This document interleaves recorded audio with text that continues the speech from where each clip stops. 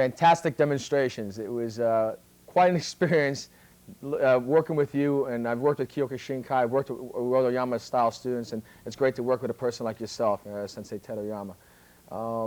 Explain what makes World Oyama Karate different than other styles, and what makes it a harder style, as they call it. Well, we do have contact.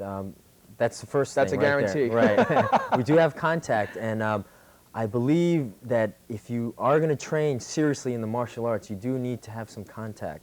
There are some styles that's a given, yeah. Right. Some styles they do not teach the contact, and that's fine if that's what you're looking for. If you want to get the exercise aspect out of it. More aerobic, you're right. Correct. But if you do want to learn the true art of karate or whatever martial arts that you're taking, you should have contact. Well, it prepares you for the real-life situations in the streets. No one in the street is going to have pads and gear on, and you're not going to have time to whip out your pads and gear to defend yourself. You need to learn how to take a punch in order to give one. True. I guess that's a good thing to live by in a way. Exactly, and quite often, people that have been training for many years, the people that have never gotten hit before, they go down probably because of the pain and the shock. And more the shock a lot of times. Right, exactly. More from the shock of being hit rather than anything, rather than the pain. Yeah, exactly. It's the shock of being hit. And because they don't realize that the pain, they can probably absorb a lot more, but like you said, the brain thinks, oh, wow, what just happened to me? It goes into shock. Exactly. And they're not used to movement, physical movement. Yeah, and that's where you get the term kata kings. People look good. Correct. But they don't. But then when it comes down to using the actual techniques in combat situation, they fail. True. In a way, which is not really a good word, fail, but they're just not prepared for it. True.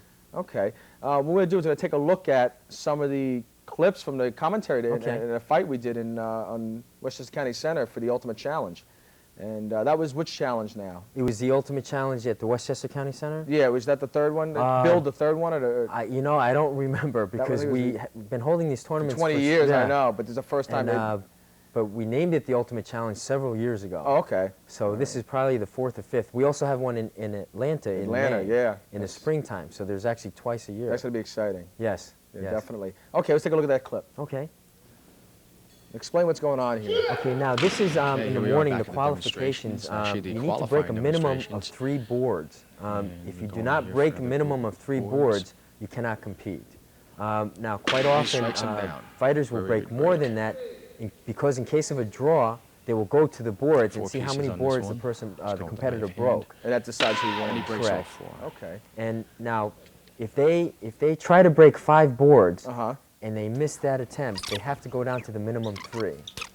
So sometimes that can work against them. Exactly, they have to break 3. That's why when I saw a lot of fighters there when we were doing a commentary, a lot of them are just breaking 3. Right. Does that mean they have more confidence that they're going to win the fight when it comes to the hands and feet, or does it mean that they just want to make sure they get 3 and not have to worry about it? I think so. That's more. A lot of the fighters that you saw were first-time fighters as well, so they were very unsure of themselves, and I think, quite frankly, a lot of them probably never broke any boards before until that evening. They were nervous. Right. In fact, I saw one guy hit his hand. He almost. Right. Yeah, you're right. And of course, board breaking is not what karate is all about, because obviously boards don't hit back. That's true. It doesn't mean if you could break 3 boards, you could break open someone's face or something. It's just, obviously, it's just a show of strength in a way, and precision and timing. Right. Let's take a look at some of the fighting now. Okay. And let's see one of these elimination rounds.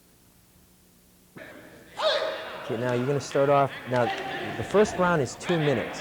Now, basically, you have any kick, any punch to the body is allowed. We don't wear any pads, so there's no hand techniques to the face, because obviously it'd be too easy to hit the face with the hands. But there is full kick, any kind of kicking technique to the head is allowed. Now, quite often you'll see fighters try to hook behind the neck and give a knee kick to the head. Which is legal. Perfectly legal technique. Perfectly legal. Anywhere to the head. In fact, in the later round, when we saw the actual main event, we saw those techniques being used, and people were knocked out. In fact, in the middleweight, the final fight, we got the 4 teeth just kind of spilled out onto the mat there. It was a good knee kick. In fact, somebody even mentioned when we were sitting there, was that his mouthpiece? And I was like, well, it's the smallest mouthpiece ever, so. Yeah, it was 4 teeth. And the funny thing about that, it's not funny, but the funny thing about that is that 2 of the teeth were already false from a previous fight.